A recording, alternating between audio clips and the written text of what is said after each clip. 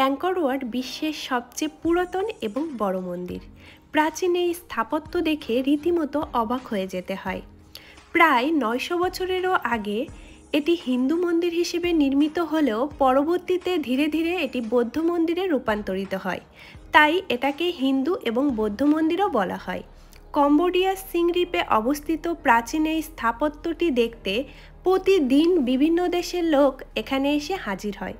আমরাও চলে এসেছি অ্যাঙ্কর ওয়াটে। আজকে ঘুরে ঘুরে এটির স্থাপত্য এবং সৌন্দর্য তুলে ধরব আপনাদের সামনে।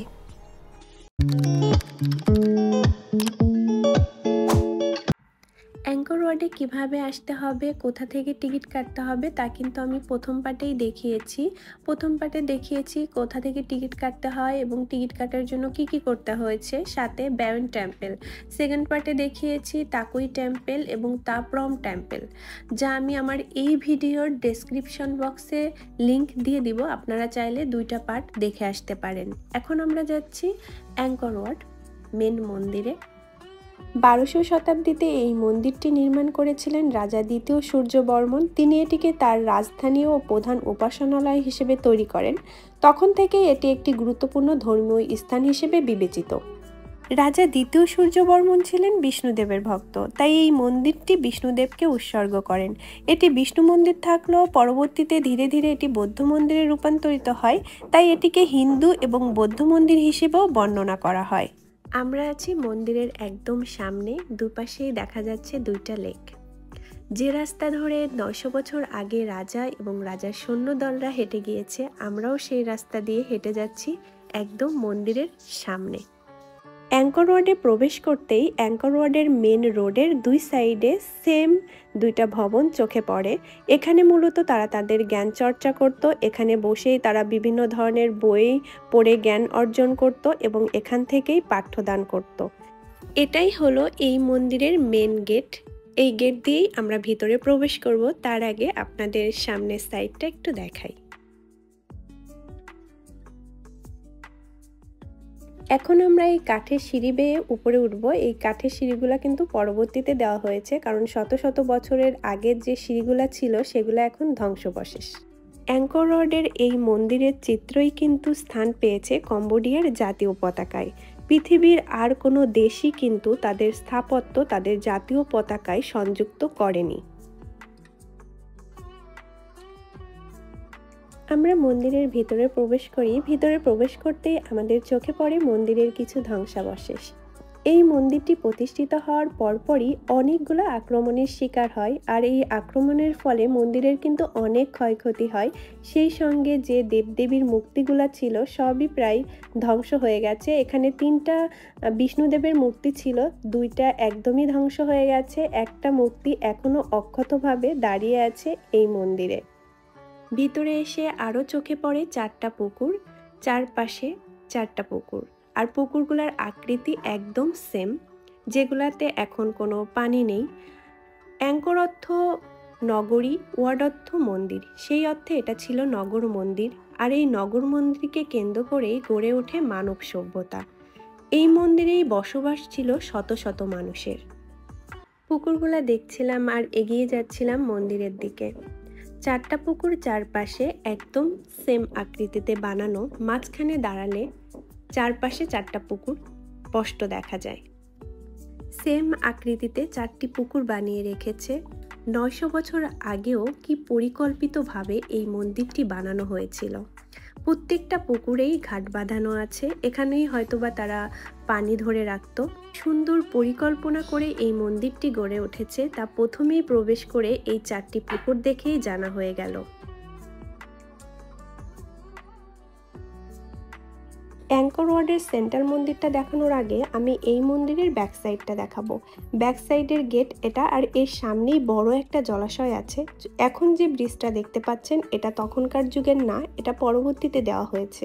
এবং এই মন্দিরের সামনেও কিন্তু বড় বড় 2টা জলাশয় আছে, আর এই জলাশয়গুলো কিন্তু এই মন্দিরের সুরক্ষার্থেই বানানো হয়েছিল, মন্দিরের সুরক্ষার জন্য।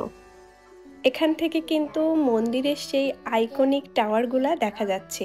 এই মন্দিরের যে আইকনিক 5টা টাওয়ার আছে, এখান থেকে স্পষ্ট 3টা টাওয়ার আমরা দেখতে পাচ্ছি।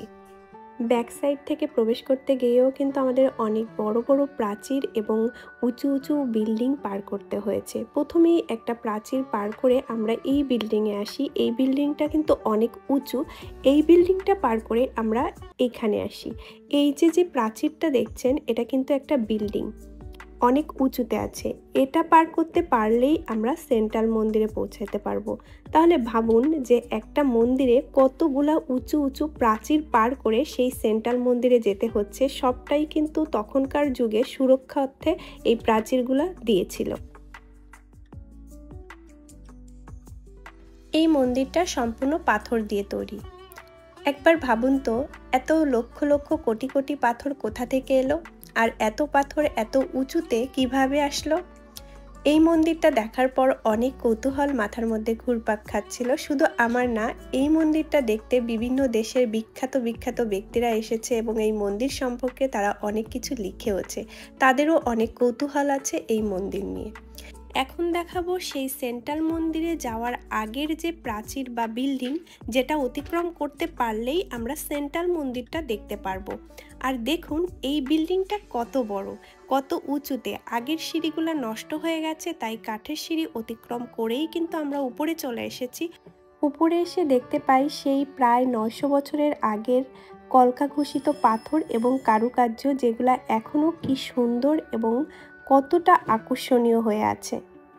এই বিল্ডিংয়ে এসেও কিন্তু আমরা কিছু ধ্বংসাবশেষ দেখতে পাই। সেই সাথে দেখা পাই আমাদের ধর্মের একটা দেবদেবীর মূর্তি, যেটা ধ্বংস হয়ে গেছে। এখানে আরও কিছু ছোট ছোট মূর্তি ছিল, সবগুলাই ধ্বংস হয়ে গেছে। মাথা নেই, কোনোটার হাত, কোনোটার পা নেই।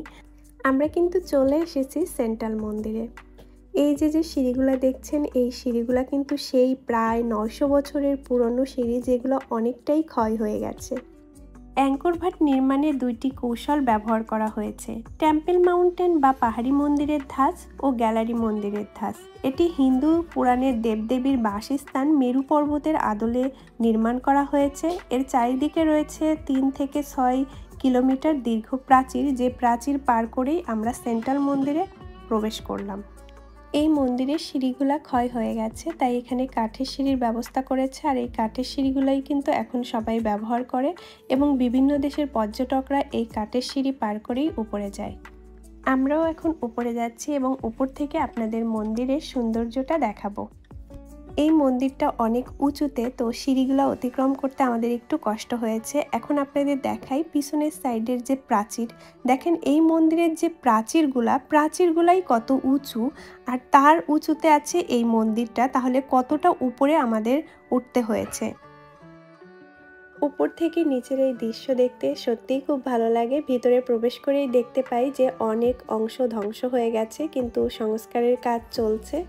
রাজা দ্বিতীয় সূর্যবর্মন ছিলেন বিষ্ণুদেবের একনিষ্ঠ ভক্ত এবং তার পূজারী।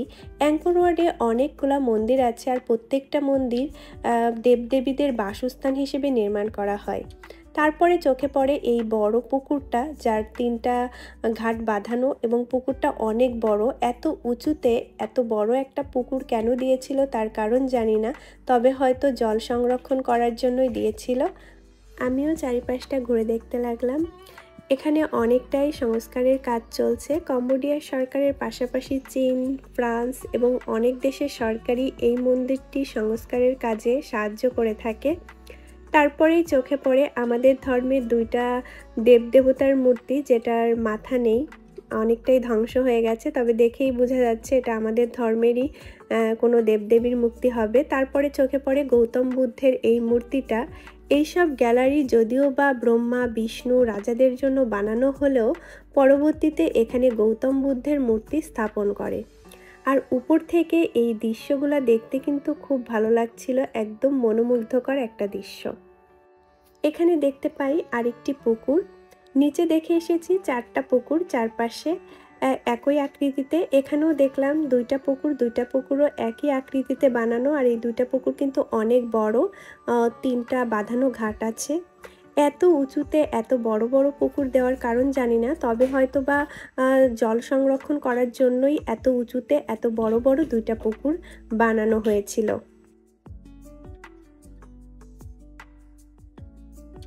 উপরে এসে নিচে যতবারই দেখছি ততবারই মুগ্ধ হচ্ছি। একদম মনোমুগ্ধকর পরিবেশ। আসলে মুগ্ধ হতেই হবে। এখানেই দেখা পাই গৌতম বুদ্ধের আরেকটি মূর্তি। উনি দাঁড়িয়ে আছে। উপরে এসে গৌতম বুদ্ধের অনেকগুলো মূর্তি দেখেছি। আসলে এইখানে হিন্দু দেবদেবতার মূর্তি থাকার কথা ছিল, বাট সেগুলো সরিয়ে এখন গৌতম বুদ্ধের মূর্তি রাখা হয়েছে, কারণ এখন এটা বৌদ্ধ মন্দির। এখন দেখাবো সেন্ট্রাল মন্দির থেকে সরাসরি মন্দিরের গেট। এটা হচ্ছে মন্দিরের মেন গেট, আর আমি আপনাদের দেখাচ্ছি সেন্ট্রাল মন্দিরে দাঁড়িয়ে। কি সুন্দর লাগছে, তাই না? 1970 সালে গৃহযুদ্ধ শুরু হয় কম্বোডিয়ায়। তখন এক পর্যায়ে এই মন্দিরটি হারিয়েই যায়। যুদ্ধা পরবর্তীকালে নতুন করে আবার সংস্কারের কাজ শুরু হয় এই মন্দিরে।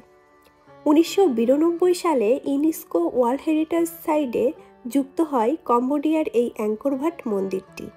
এখানে গৌতম বুদ্ধের আরেকটি মূর্তি দেখতে পাই, যেখানে গৌতম বুদ্ধের শুয়ে আছে। তো এটা ছিল সেন্ট্রাল মন্দিরের উপরে। এখন আমি নিচে চলে যাব। এখন আমি দেখাই যে কিভাবে এই মন্দিরটা একটা পাথর থেকে আর একটা পাথরে সজ্জিত করে নির্মাণ করা হয়েছিল। কিছু কিছু অংশ ধ্বংস হয়ে গেছে, সেই অংশগুলা সংস্কার করেছে সিমেন্ট দিয়ে, মানে বালু আর সিমেন্ট দিয়ে। আর এই পাথরের যে কারুকার্যগুলা, এগুলা কিন্তু এখনও অক্ষত আছে। এখানের কলকাগুলা দেখছি একটার সঙ্গে আর একটা মিল রেখে বানিয়েছে। প্রত্যেকটা কলকাই নিখুঁত, কোনো খুঁত নেই। একদম নিখুঁতভাবে এই কলকাগুলা বানানো হয়েছে, তাও পাথরের গায়ে। কম্বোডিয়ায় আসার পর থেকে বিশাল এই স্থাপত্যটি দেখার অপেক্ষায় ছিলাম। অবশেষে সেই সৌভাগ্য হয়েছে। আমি খুব ক্ষুদ্র মানুষ, আমার পক্ষে এই মন্দিরটি বর্ণনা করা একদমই সম্ভব নয়। আমি খুব কম জানি, যতটুকু জানি ততটুকুই বলেছি। ভুল ত্রুটি সব ক্ষমা করবেন।